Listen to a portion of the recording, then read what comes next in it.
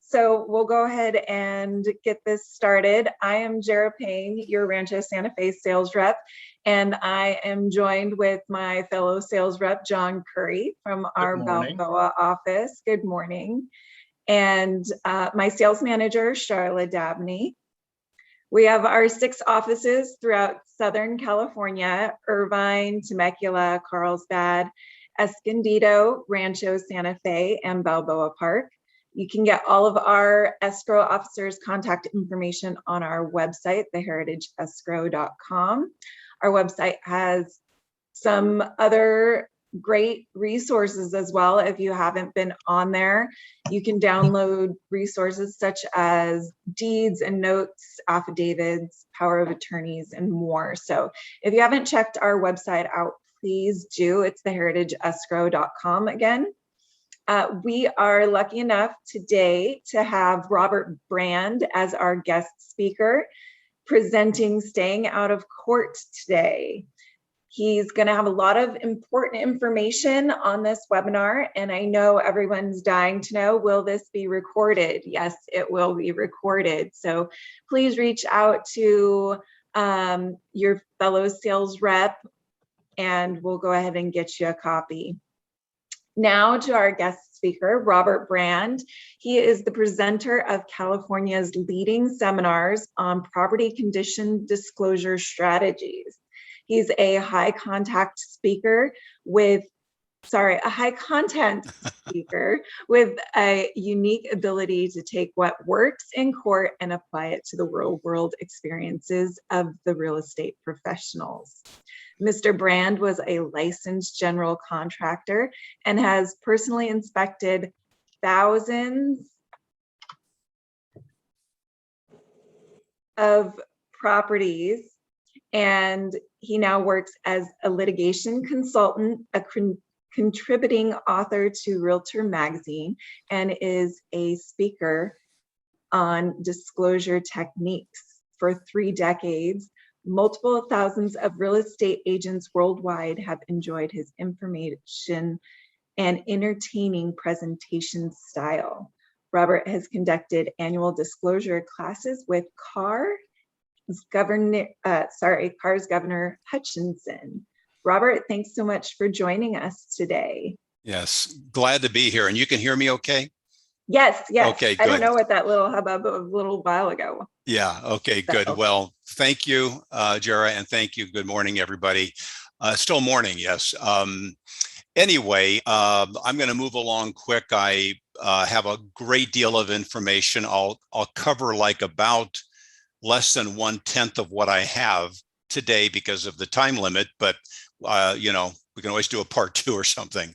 Anyway, as Jara mentioned, Gov Hutchison with CAR is the absolute pope or grand guru of this topic. And when there's not a pandemic oh, by the way, here's a screenshot of everybody. I did the Brady Bunch thing for a while, but I just like this a lot more.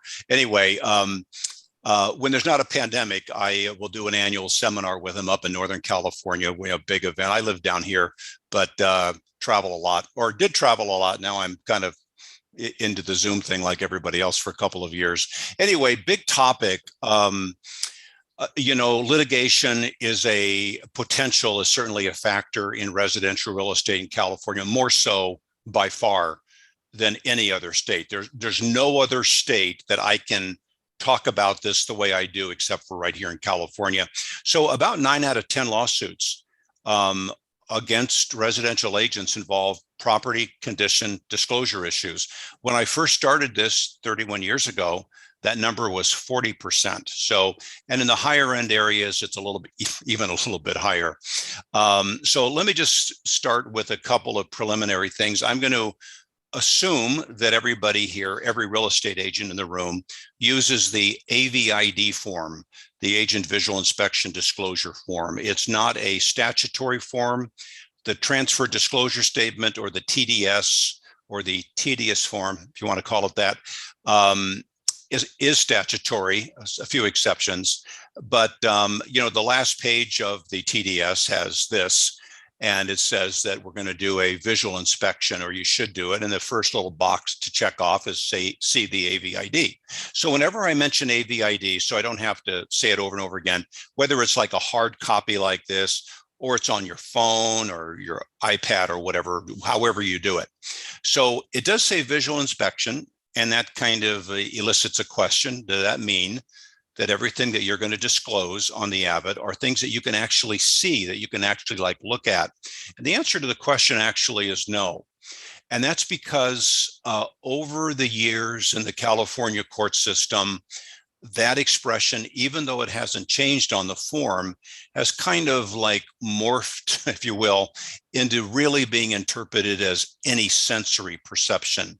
So it really doesn't make any difference if you can literally look at something visually that might be a problem, like a red flag of some sort. It's as if it is how you notice it, however you notice it, in whatever sense. So let me just give you two quick examples to explain it or elaborate on it. Let's say you're at a two-story property. Let's say in both of these instances, you've got the buyers, but it could be either side of the deal. You're at the property, you're upstairs doing your limited visual inspection, your AVID thing. And as you traverse the hallway upstairs, going into the bedrooms and bathrooms, you get the impression that the hallway is just like a little bit sloped, a little bit off kilter, not a lot. And a couple times you haven't noticed it. So it's very minor. So you're done upstairs looking into the rooms for cracks and stains or whatever you might find. And before you go downstairs, you look at the hallway one more time. You think, I really don't see anything wrong here. It looks pretty level, but you have noticed it. It is a sensory perception. Even though you can't see it, you've noticed it, what sense of balance, I guess. So you would proceed to disclose it because the buyers are probably going to notice it too. Keep in mind that the only buyers that ever sue are buyers that are surprised, caught off guard. The way I like to say it is a house can be an absolute wreck, no litigation to come, as long as the buyers know it's an absolute wreck before they actually close the deal. So upstairs hallway floor appears to have some unevenness or something like that. Okay, the other example, let's say you go there, and in this case, probably make more sense. You got the buyers, you open the front door, whatever, to do your AVID thing. And there's a very, very strong smell in the home. You happen to know that the sellers have like 3 St. Bernards living in the house, or 10 cats or something or whatever, and it kind of smells like pets. And it's so pervasive, it's so strong. You're thinking that even though they're moving out and my buyers are moving in, this is so pervasive, some of the smell in the home is going to linger on, and it could bother my client. You can't see it. It's not visual. It's a sensory perception. Let me just give you another example. You're in the back of the house, maybe like family room, and there's a very heavy, musty smell. Well, a lot of people in the business would write that down like that. They would say musty odor noted in the family room area, or maybe strong musty odor noted. Well, there's too many adjectives in that disclosure. I like to say that adjectives are the friend of advertising: majestic, marvelous, incredible, quaint, unique. All day long, virtually no litigation in advertising. They are the enemy of disclosure. So big, small, major, minor, fair, poor, long, short, colors, numbers, mold, mildew. See, like mildew is kind of like musty and mildew are way too close to the word mold. And we never want to write that word down. We never want to say it. It's too litigious, and you're not a mold expert probably. And that's who you will be doing battle with if there's ever litigation over that issue. So the second example, there is a strong musty odor in that area. You want to disclose it. You're not going to write down on the AVID, this house stinks or something like that. You can't do that. You got to come up with something better. So I like expressions like obvious odor noted, apparent odor noted and, wherever you are, you're calling attention to that issue with the buyer so they know in advance. Again, only surprise buyers too. They just have to know about it in advance, but you're not setting yourself up for a fall by getting too wordy and using too many adjectives that can be challenged in court. So even though it says visual inspection, it's really a sensory perception. And on that form, on the AVID, every entry besides what the address and the date or something needs to be either a defect or a red flag. And you probably know that. I'll throw out a couple of challenges for you though. By way of definition, and this is all very simple, a defect is something that you're not tempted to wonder, gee, whatever happened here? So where I'm happen to be sitting right now doing this Zoom presentation, to my left, there's a window. If there was a property and the window's broken, that is my entire disclosure. Cracked window, broken window, and I am completely done with that. No Frisbee story, no baseball story, no stories at all, no background. It's not a big crack, small crack. It's just a broken window or a cracked window, and I'm completely done with that disclosure. The other category, and the only other one, is the red flag category. If you look at the picture on your screen there, let's say that ceiling stain was smaller than that. I've tried to find a smaller photo, but I can't find one. It's a small stain. A lot of people in our business would look at that and they go, okay, there's a small water stain in the corner of the ceiling or something. Well, we got small, we got water, and we're getting a little bit too specific on where it is. And, when you write a disclosure properly, it's easier, it's shorter, it's briefer, it's more concise. Stains can occur from a lot of things other than water. So I don't know if it's a water stain.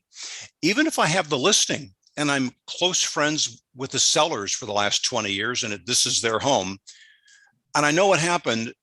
You see, in court, you really don't know. You've been told a story by the seller that you trust, but it's just a story. So you don't really know. You're not an expert on stains. So instead of calling it a water stain, just call it a stain or discoloration. And it's not big, it's not small. You don't need to say that. It's litigious to say it. So from small water stain at, let's say, maybe not in this picture, but at the ceiling near the fireplace, it would simply be a stain, like stain or discoloration, at ceiling near the fireplace. So we're cutting the words down. We're not putting words into the disclosure that may come back to haunt us later. So no adjectives at all. And I'll give you another example. Now, there's a couple of challenges with this, and actually, I'm going to go over a couple of them. There are lots of them, but for time's sake, I'll keep it at just two. Let's say you're in the living room and you look around, you just can't find anything to write down. It looks great. And, you don't want to say it looks great because that's an advertising term. We never compliment a property on a disclosure document. So we keep out the wonderful, fabulous type words. But you don't have to criticize it. You just have to write down what you think needs to be disclosed. Well, there's nothing to disclose, and I've looked around adequately. I noticed, well, what am I going to say? I want to kind of prove I was here. Not all homes will have a living room. This one does. I want to mention that I was there. But I noticed a ceiling fan. Well, okay, so I'm going to write down ceiling fan noted. But a ceiling fan is not a defect. It's not a red flag. What it is inventory. So now I've just started to list inventory. And since I've started the inventory in this room to be consistent, I now need to list inventory in every room. So I've got an addendum I have to stick onto the AVID with a list of all the stuff they have. And I don't want to do that. It's not called for. It's not part of what the AVID or the visual inspection is about. So what do you write down when you're in a room and you have looked around adequately, which is in a limited way and it's brief, but what do you write down when you can't find anything? I'll give you a suggestion in a moment. I'll suggest that you always go with office policy, but I'll get back to that in a second. One other challenge. I call it the spider web challenge, literal or figurative. I'm in the living room, let's say. There's no ceiling fan. Everything looks fine. By the way, when everything looks really good and you have looked around, that's what might be called a happy problem. Because usually, you know, when an agent gets sued a few months after the deal's closed, they get like a summons and they go, oh, I remember this property. This was a disaster, whatever. It was terrible, trashed out. So when you've looked around adequately, which is briefly and in a somewhat cursory manner within your standard of care, and don't find anything, that's actually good because there's less chance of litigation. Well, anyway, there's no ceiling fan. I can't mention that. And so I start looking around for things that really don't make any difference to anybody. Like there's a scuff mark at the baseboard by the door, or the carpet's dirty. These are not material issues. They do not affect the value or desirability of the property. They really don't belong on an AVID. They're too minor. They're like filler. And then the AVID gets filled up with a lot of stuff like that the buyers don't care about. And it's kind of hard for them to see the real meaningful disclosures through all of that. So what do you say when you've been in a particular room, you've done your job with a cursory look, and you can't find anything wrong? Well, I'll give you my suggestion. Just a little caveat here. I talk about this subject more than anybody in the state of California.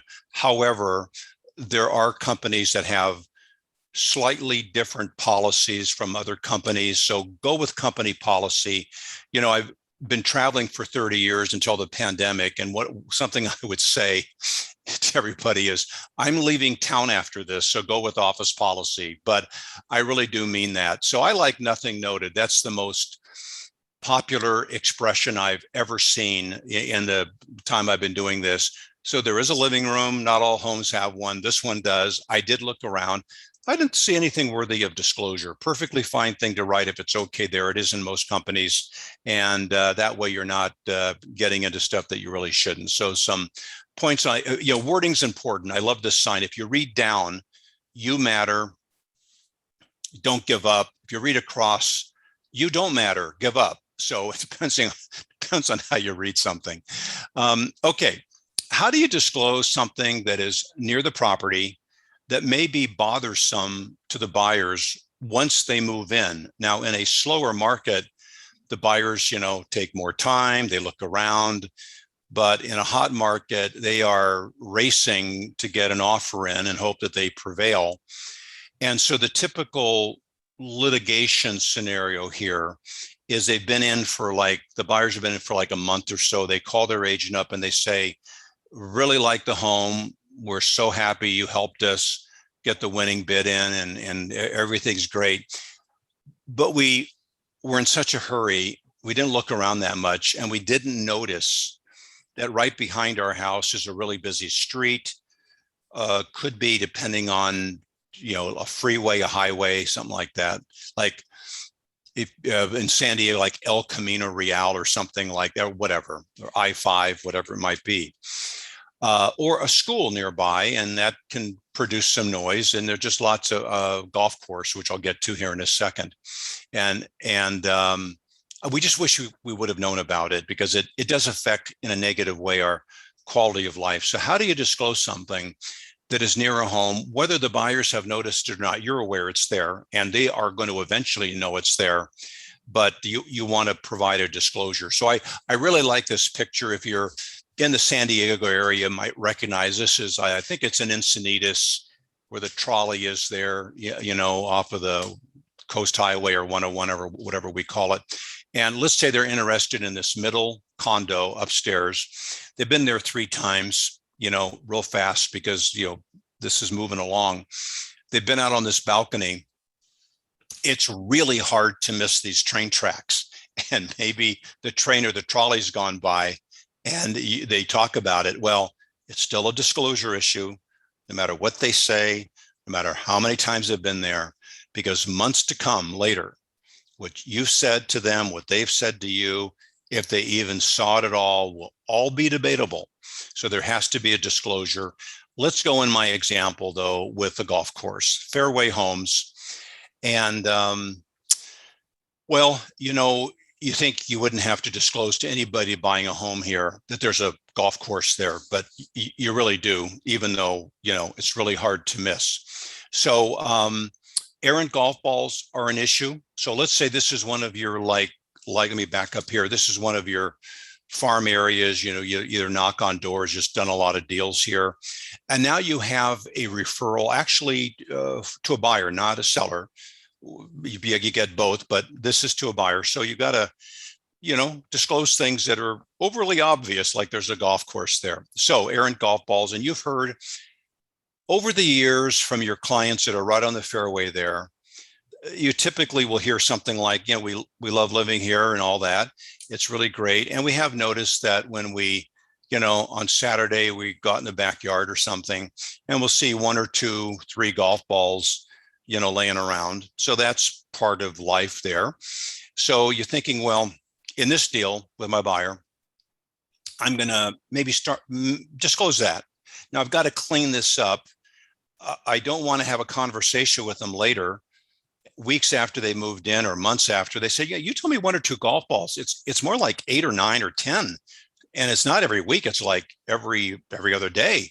So I don't want that conversation. So before I disclose that, I got to get rid of the 1 or 2 in the per week. And let's just go golf balls occasionally hit the house. That's better. I'm not getting so specific. I don't really need to have the word occasionally there. So let me just get rid of it. And, you can go crazy and keep shrinking these down, but we're not going to do that here. So golf balls hit the house, almost done. They might be hitting the new BMW in the driveway, banging that up, not just the house. So I finally finish up, and this just took seconds actually. Golf balls hit the property. So that's a good disclosure as far as golf balls go. The problem is that there's a lot of things that may bother somebody who lives right on the golf course. And I've only mentioned one thing. And just saying there's a golf course there doesn't do it. You got to get into a little bit more detail. But I don't want to cover just one thing, because they could move in and say, we love these golf balls. It's like an Easter egg hunt every weekend. We go in the backyard and pluck them out. It's great. Free Titleist golf balls. It's wonderful. But what really bothers us that nobody told us about is, we finally retired or something. We can finally sleep in, and at 5:30 in the morning, the landscape tractor people crew start up. Now, in real life, you would say, well, you live next door to a golf course, but that's real life. That's not California litigation issues. That's common sense, and that's not what prevails. You still have to let them know. So you didn't tell us about this, and it's negatively affecting our lifestyle. This is a real whopper in court, where buyers will say, and they're like sobbing on the stand. They're saying, they have to do this insecticide spraying every 6 weeks or whatever they do, and chemical fertilizer too, and this cloud of toxic poison or whatever goes through the neighborhood, and we got sick and our kids got sick, so we're going to have to move out every time they do it. Every 6 weeks we've got to move out for a few days. And by the way, when they move out, if they're talking for a few days, if they're talking to an attorney, they're not going to the Motel 6. I can guarantee you that. It's going to be at the L'Auberge in Del Mar or something. But anyway, so didn't tell them about that. You may think, well, that's common sense, but I didn't tell them. And just one more, sprinklers and messes up our windows. So, how are you going to list all these? Well, you can't list them all, because no disclosure list is ever long enough. I'll give you some of the other examples. So my suggestion for your consideration is to mention simply what is there. And then everything that happens to you from what is there is encapsulated into that disclosure. There's a golf course adjacent to a property, and by inference, whatever happens at a golf course, since you're right, it's adjacent to you, you're going to be affected by. Let me give you other examples, to just a few here for time's sake. I have no idea where I was when I took this picture, because I travel so much, or did, but it looks like a La Quinta hotel somewhere in California. It looks like probably Southern California somewhere. So house there, hotel behind it. So let's say that home's for sale. You know, I'm what am I going to disclose? That they have, let's say they have 24-hour check-ins and check-outs. So there's a noise issue 24 hours a day. They host a beer barbecue bash in the parking lot every Friday night for their guests or whatever. I can't keep going with this list because I'm going to be thinking of too many things. So I'll probably just disclose there's the properties adjacent to a hotel. If you didn't notice when you were looking at it, you'll notice it after you move in. And whatever happens at a hotel is going to affect you. And let me do just one more. If we were all meeting together and I asked you, what do you think is behind that wall? I think everybody would say it's a freeway, and it is. This happens to be in the Downey Norwalk area, I-5 North, just before it splits off to the 101. You either go to Burbank or, you know, Hollywood and then Ventura. So any property here, let's take the small one right next to it. So that's the deal. That's the property. You think, well, I got to mention that there's a wall there, a really high wall. Well, we're not going to say really high. And by the way, the wall isn't part of the deal. You're not making any money on the wall. You're not losing any money. It's owned by the state or the county, probably. It has nothing to do with the subject property. But I do want to let them know that there's a freeway on the other side. But I don't want to list the things that may bother them. Well, let's try it. Noise, vibration. If you're really close and you got something and it's like shaking on the mantle when the trucks go by. Gas fumes. Oh, I got to mention diesel fumes. You just go on and on and on and on. Runaway, blown out tires from an 18-wheeler. You'll never make the list long enough. So I'm just going to let them know what's there. This property is adjacent to a freeway. Everything that goes on at a freeway is right next to your house. And that's a better way to go than to list everything out. You know, a couple of weeks ago, I was doing a Zoom seminar for the Rim of the World Association of Realtors. I want to say Big Bear, but I think they're in Lake Arrowhead. And one of the agents asked me a question, said, well, I've got buyers coming here from downtown Chicago or something, a permanent move. They're moving lock, stock, and barrel here. They've never lived in a place like this. They have a small dog, and there's trails around through the woods, and they're looking forward to taking their dog on walks. But we have a coyote issue here. So I want to tell them about the coyotes. He's never seen one before. I said, okay, fine. Are you going to tell them about the rattlesnakes? Going to tell them about the scorpions, the black widow spiders, birds of prey, hawks during the day, owls at night that can come down and pick up a small animal? How long is your list going to be? Well, you can't make the list long enough. So that's a whole nother topic. So the point is, tell them what's there. Do not make a list about what's there.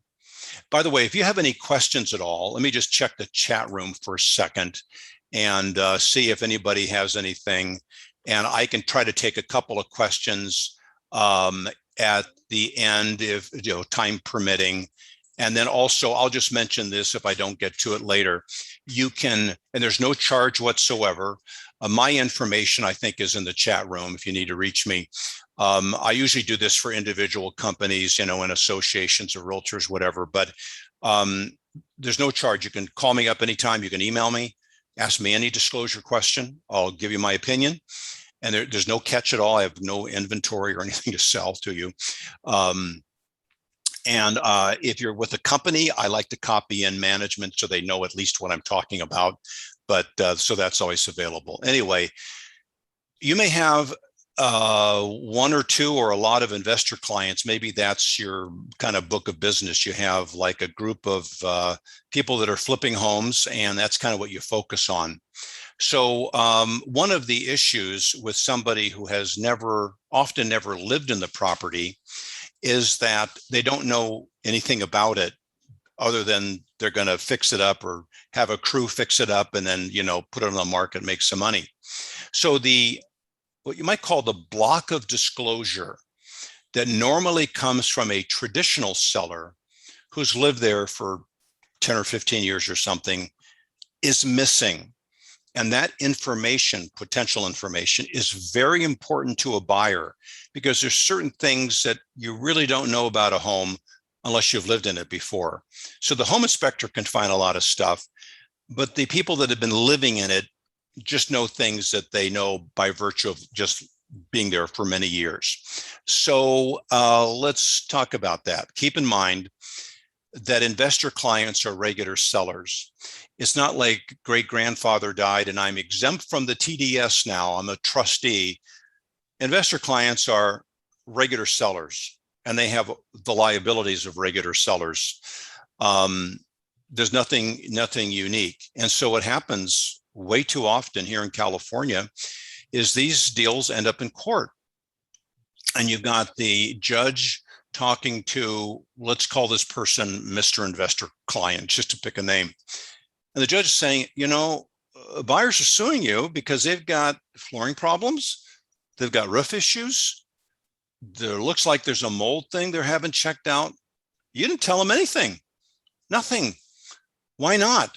And the next photo I'll show you is a stock photo, but it's very accurate. The investor client's like, hey, kind of laugh. By the way, never laugh at the judge. You know, watch Judge Judy and you'll find out you don't want to laugh at the judge. That's good education. But they'll say like, I never lived there, or I lived there for one night or something. I didn't know. And here in California, I've heard this many times, do not be surprised if the judge says, I don't care if you live there or not. These people just plunked down, you know, $950 for this place or whatever.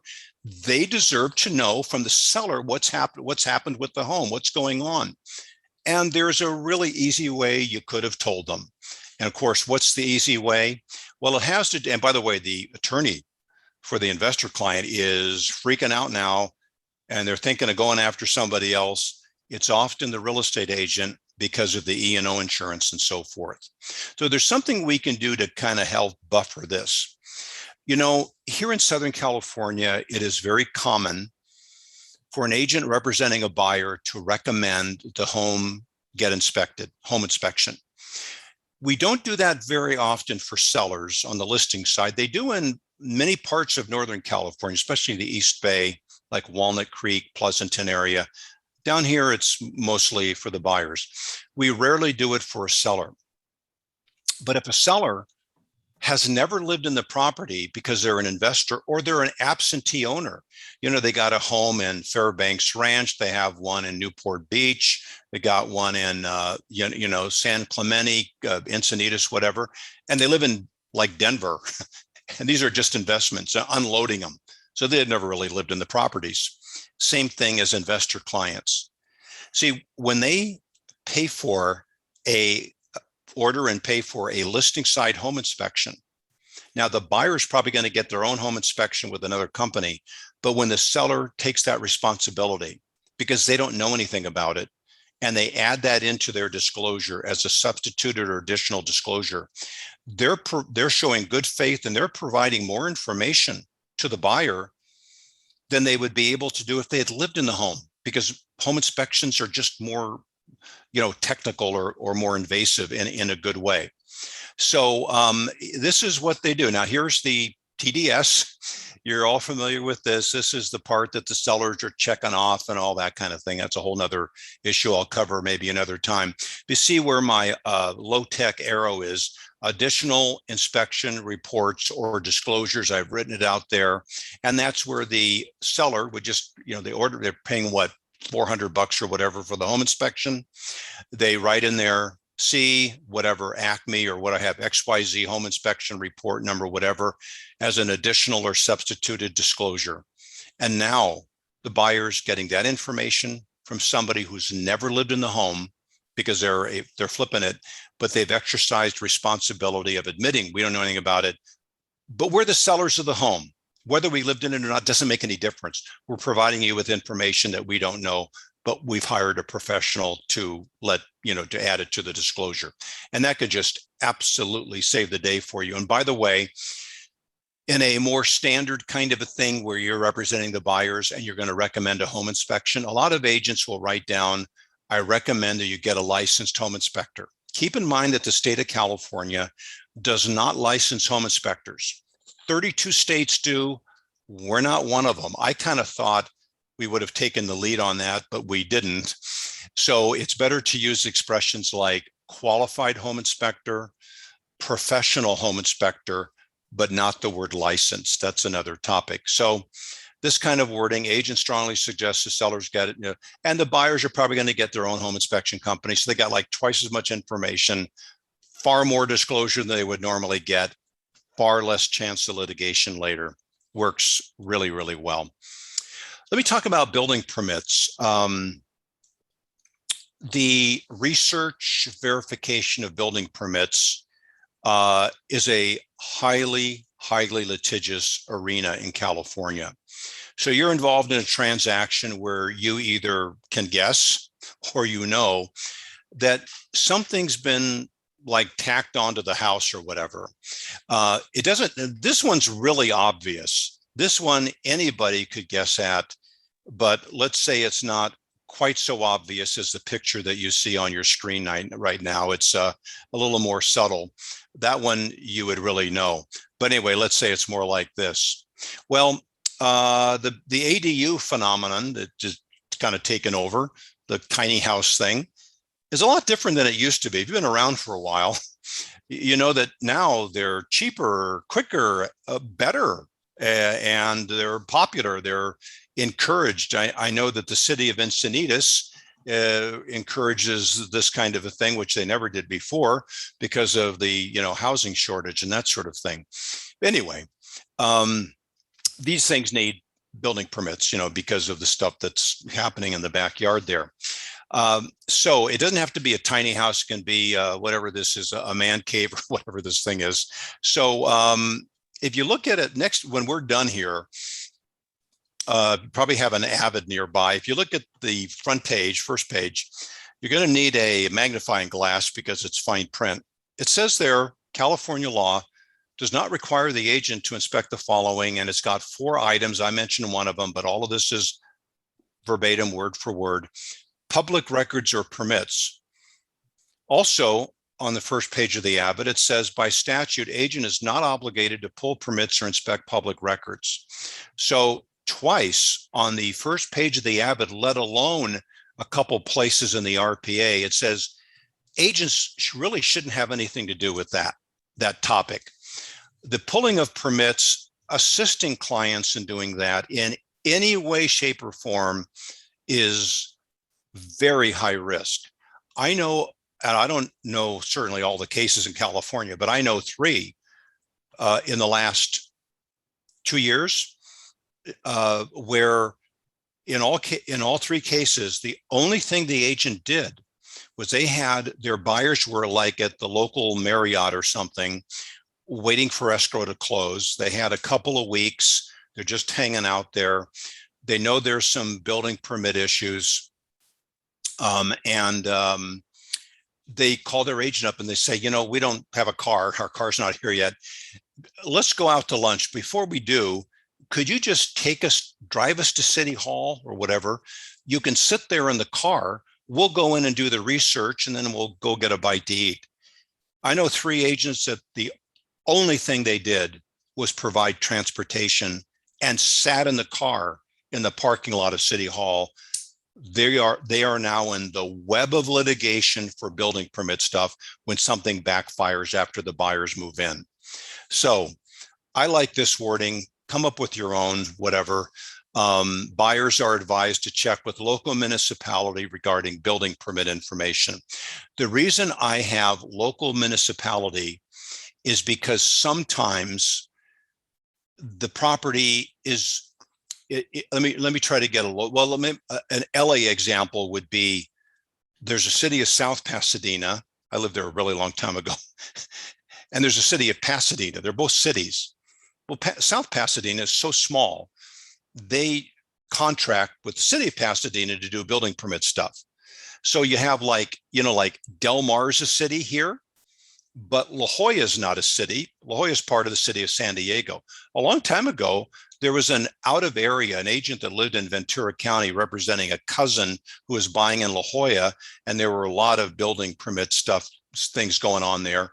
And the out of area agent wrote down this was brought into court to their buyer relative, check with City Hall in La Jolla for building permit information. So the buyers had never lived there. They're on Girard and Prospect looking around. They can't find it. They just gave up.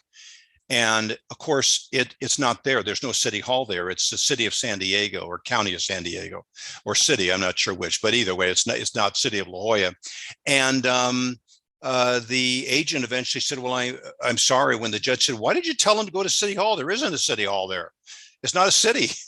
And the agent said, well, I live in Thousand Oaks. I didn't know that. And he said, well, you shouldn't be doing business in San Diego. You should do a referral because you're supposed to know about the area, kind of thing. So local municipality, let me back up, is much better because some of these are kind of tricky. Okay, got about 10 more minutes. Here's a good one. By the way, if I could talk again for 30 hours, I would never come to an end, but nobody would want to hear me for 30 hours. Just as a joke, the other day I was talking to my wife and, I talk for a living. She said, could you just like not talk for a little while? And I said, well, people pay to have me talk. And I think she said, I'll give you $20 if you don't say anything at all for 10 minutes. So that was good. That was classic joke. Anyway, never complete the AVID during the home inspection. This is commonly done, and it is a really, really litigious thing to do. On the listing side, you can do the AVID anytime. You have access to the property usually, you obviously know the sellers. In a hot market though, you got to move fast even on this. It's not going to be sitting there for a month or two. But even on the listing side, even if repairs are being negotiated, which really isn't happening now because there's so many buyers out there, but in a slower market where they may negotiate repair, you still want to do it as soon as you can. Repairs can be addressed later, but do the AVID as soon as you can. So focusing on more the buyer's side of it. It could be either one, of course, but the buyer side. Let's say, again, today's Thursday. Let's say you have an appointment this afternoon. Deal comes together. You've got the buyers. They call, not you, never you. The buyers call up a home inspector, and the home inspector is going to be there on Wednesday, let's say, maybe earlier, but Wednesday. So the temptation is, well, Wednesday, I got to be there anyway. I want to be there with my buyers. I'll sit it out, but I'm going to be there anyway. So I'll just do my AVID then. That's not a bad idea. That's a terrible idea. You want to get out there before the home inspector so that the date on your AVID is an earlier date than that which is on the home inspection report. Here's why. Home inspectors have a different standard of care than we do. They're much more, I guess the term would be invasive, but I mean that in a good way. They're up in the attic or not. If there's a crawl space, not too many in Southern California, but we have some. You're not going to go down there, don't want to go down there. They're just doing things that we don't do. They have a much broader standard of care under sinks and all that sort of thing. And most agents don't do that. So you don't want to follow this guy around because you're going to see things that you're not required to see. So let's say I am able to get out there late this afternoon, or I can get out there Friday if that works. And I want to make an effort to have it work. So let's see, let's call this the master bedroom. I've got the AVID. I'm there probably by myself, or at least in that room by myself. From the photo that you see here, I don't see anything to disclose. You're not going to move the bed out of the way. If it was a tile floor and there was like a throw rug, you're not going to move the throw rug. You're definitely not going to look behind that painting, the flower painting. Let's say you did though, and you saw something like this. Well, everything changes now. You got a major disclosure to make. It looks like even a lawsuit waiting to happen. But because you don't move things out of the way as a real estate licensee, and you're not there watching the home inspector do it because you're there earlier, there is nothing to disclose. You're not supposed to disclose anything because there's nothing there worthy of disclosure. But if you wait till the home inspector's there and you're kind of doing your AVID, you may not be following the guy around, but I guarantee you, if it's a high-end property and there's a lot of money involved, Do not be surprised if somebody comes into court from the enemy camp, a hired gun expert witness that will say, I saw the agent in the master bedroom when the inspector was moving that painting off the wall. It happens, unfortunately. I've seen it happen several times, so you don't want to be in that position. But if the date of the AVID is an earlier date than that which is on the home inspection report, that ends the conversation. You were not there, even if you saw it later, but you were not there at the same time doing your AVID inspection. So just to kind of summarize this a little bit here, always complete the AVID prior to the home inspection. Never in a slower market, even if repairs have been negotiated, whichever side of the deal you're on, do it as soon as you can. Usually modifications to a home to satisfy a buyer do not change the content of the AVID. If they do, it's better to address that in an addendum, so it's clear that you did your visual inspection when the home inspector was not there. And then, by the way, when the home inspector is going to be there and you're representing the buyers, it's really good if they're there, and it's really good if you're there. You want to sit it out. You've already done your AVID. Buyers that actually attend a home inspection rarely sue. All of the litigation brought in what I'm talking about now, the number one cause of litigation against us in California, all of it is brought by buyers. And buyers that personally attended a home inspection rarely litigate. So it's a very important thing. I'm going to take one quick look at the Q&A. I sell in semi-rural area where wildlife is present, including rats. What do you say? I will provide Ajara some wording on animals, and it's been carefully worded. I crafted it many years ago. It covers every living thing since the dinosaur age. I'll do it by memory now, but I may get it wrong. Buyers are advised that there are indigenous and invasive wildlife species in this area that may be of concern. Contact the local municipality for further information.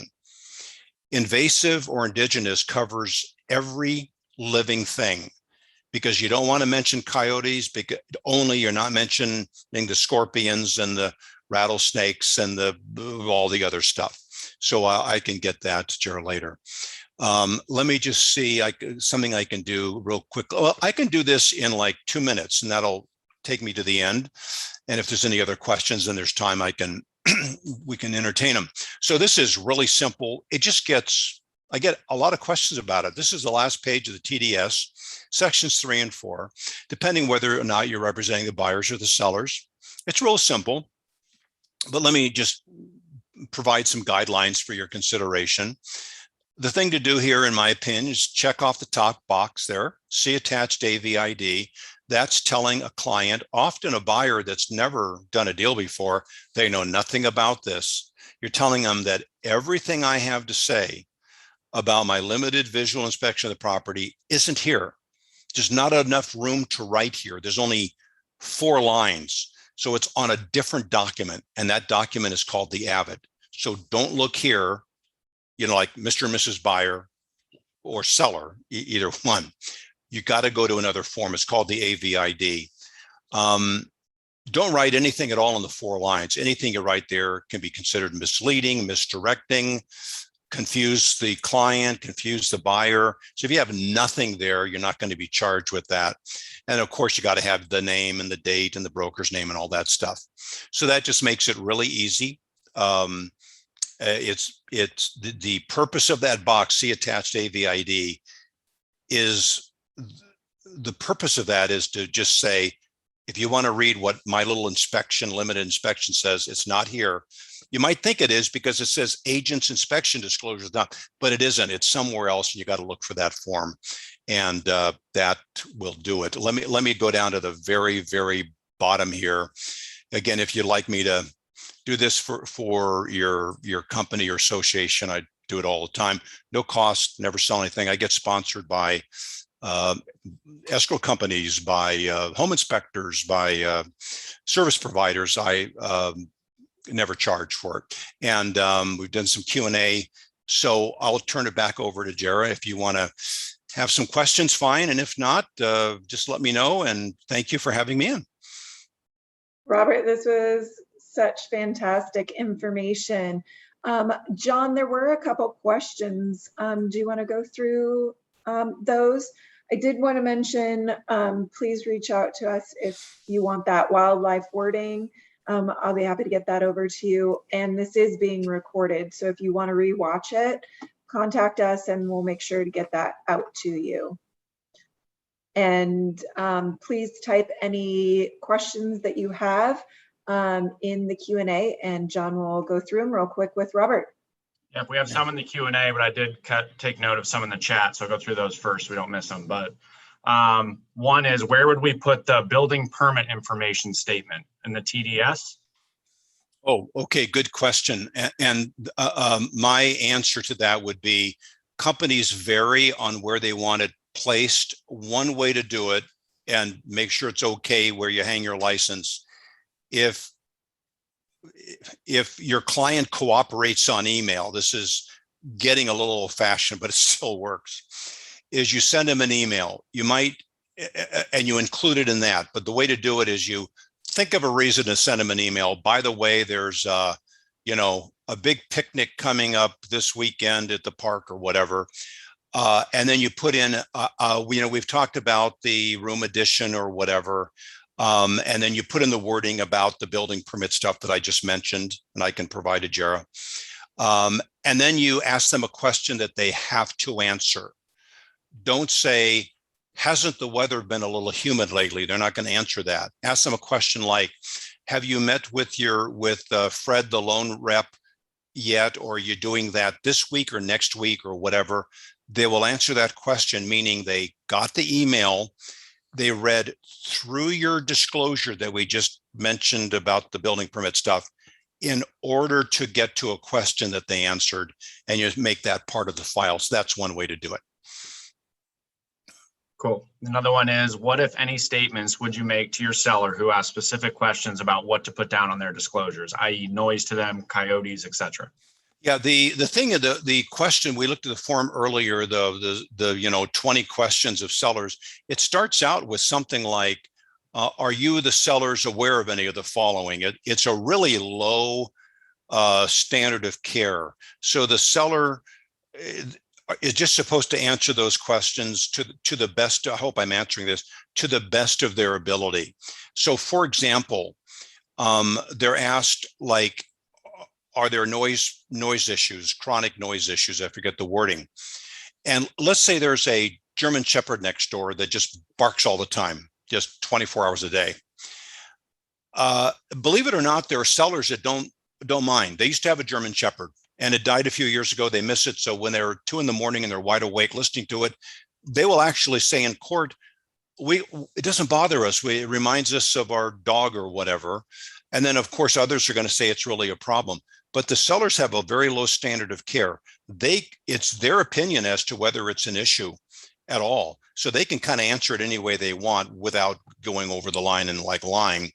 So if there's something in that list that you would have a different opinion on, most buyers are going to want to know about this barking dog, even though your sellers have not disclosed it, or the sellers in general have not disclosed it, you would want to disclose it yourself. So you don't want to limit yourself by just taking their word for it, because it's just asking for their opinion, and their opinion may not be very good on this. I think I answered that. If not, somebody could let me know. The next one is, in regards to the AVID, what do we write when a room is just filled with belongings and you can't see the condition? Okay. If I could take a minute, let me just quickly, if I can do this, go back here. I covered that. Let me do it real quick. I have, here it is. It's the pack rat room here. I'll do this real fast. So you're doing your visual inspection, and you come across a room like this. It's like it's got too much stuff in it. Eventually all that stuff is going to go. The carpet may go, and the room may look actually like this. So you don't want to be responsible for this. And this was a while back. And was the room vacant? Was it not? There's all this confusion. So if you watch the termite guys and the home inspection guys, when they walk into a room that's cluttered, like this, you can set your watch by how fast they will disclaim it. It's usually the garage, and they'll have some wording, or like a kitchen like this or whatever. It's going to be something like this: extensive personal belongings, preventative visual inspection. So you want to have wording like that. And I can provide that too to Jared. Anyway, you want to disclaim the room. You probably will never be called back. It just usually doesn't happen. So that's your lasting disclosure for this room. It's a way of saying, in so many words, don't complain to me about it later, about what you find there. I've stated that it was not fair to me. I was not able to have legitimate visual access into the room. So you don't want a situation where you get called to your buyer's home after they moved in, and that's the family room on the right, same room on the left, and they say, the floor's a little bit uneven. We think you should have told us. We've noticed it. Our guests that come over notice it. And you're wondering, how in the world did I not see this? I can kind of see it when I walk in, but you're a real estate agent. So since you were there, you've looked at 3,000 rooms. So you go back to your office, you look at the AVID, and when you were there, it looked like it did on the left. And you've got that disclaimer saying, I just couldn't see anything, or whatever, extensive personal belongings and that sort of thing. And that covers it. And it's a great thing to do. Next one we got, Robert, is I sell in a semi-rural area where wildlife is prevalent, including rat. What do you say? Would you say home is an area where wildlife exists? Yeah, I'll get that wording to Jara. And are you able to send that out, Jara, the wording on that to everybody? Okay, all right. I'm putting both John and my contact information in the chat. So, right. And Robert, I'll put your information in there again if they didn't get it before. Okay. And contact John or myself, and we'll get that wording over to you if you want it, as well as the recording. Yep. Okay. Sounds and Jared, good. Jared, just to set an expectation, when will we have the recording available? Recording I'll have ready by Monday, so latest Monday, and that wording, as soon as Robert has it available, we'll be able to respond with you. I will get it to you right after my nap. Okay. No, I'll get it to you like within 5 minutes. Last couple quick ones, Robert. Do you have a book about this information? No, I've never written a book. I just never have. I've been too busy doing this, so I do not have one. And plus, there's new forms, new things. It'd get outdated really quick. Gotcha. The rest kind of seem like they're not getting the recording. There's one about showing Robert's contact info again. We can put that in the chat. Last one I see here as of now is, if rat pack room is cleared out after the AVID and then you see the room cleared out and see defects, do you need to disclose those defects? I would say no, because you did your visual inspection when you were there doing the AVID, unless you're specifically called back to that room. To the house, because the room's been cleared out for the distinct purpose of finishing the AVID. Generally not. If there's something just going on crazy in there, that'd be different. But otherwise, you've already fulfilled your responsibility of going from room to room, and subsequent visits to the home do not involve a responsibility of going room to room. Makes sense. And then another one popped up. What if size of home is different than what seller and relist title search stated? How to address? That's not actually, that's a good question. It's not a property red flag or defect condition issue. It's more, it's unrelated to a red flag issue or defective issue of the property. It's more the size of it, and it's just outside the scope of what I do. Okay, and then I caught one in the chat that popped up, and it says, I know we should not mention inventory, but note an untested smoke alarm in specific rooms. My opinion is no on the smoke alarms. Otherwise, you have to test all of them. You test one, you got to test them all. Then you got the carbon monoxide stuff. And it's really, that is just generally considered outside the scope of care of a real estate licensee. It's something that would be covered by the home inspector, though. You got to find every smoke alarm, and people put their own in. They've got them that are put in by the builder. If it's a newer home, they put their own in. They're different types. Some are battery operated, some are not. Some have the lithium thing, some include CO2, and it's just too big of a project for an agent, especially if it's a large home. And it's just outside of standard of care, in my view. And I think that's all we got. Unless Okay. someone else has anything else to throw in. Well, thank you. It was a Thanks, pleasure. Robert, so much. This was incredible information. Okay. And I we're got so one happy more to if you have want you. Oh, one more? Jared, could you take John out of the room? Because no, I'm kidding. No, go ahead. Go ahead. Man, I was going to apologize for that whole golf talk. I have to apologize to all homeowners in San Diego because I'm the problem. Okay. We'll squeeze this last one in. That's all right. It's what if your past disclosures due date and have emailed, called for them? What would be buyer's agent next step to get them? Obviously not remove inspection contingency, but if you're a week past, what are next steps? Okay, so if I have this right, you are representing the buyers and you just can't get in the property within the time limit? Is that it? If that's it, because there's lots of ways to make Sure, it it brief. sounds like you're interpreting it right. Yeah, okay. Then you just have to fully document that you have made several efforts to get into the property and it has not been possible. You've been prohibited from going in. Just make sure you're covered that way. And that's about all you can do. I just did see another one. I can do this real quick. Oh, maybe, well, they keep coming in. I better not, because I'll have to go from one to the next, but. Well, the one that just came in Yeah. is clarifying what you were asking to answer the Okay. last question. All right. Okay. And you know, if I'm glad to, Jerry, I'm glad to do a part 2 to this if you want me to. And that would be all new information. I don't repeat myself. So. Yeah, I think we'll definitely have to have you back for a part 2, Robert. So we'll be in touch with that. And thank you guys all so much for attending today. We will see you next month for our next monthly guest speaker series. Okay. Have a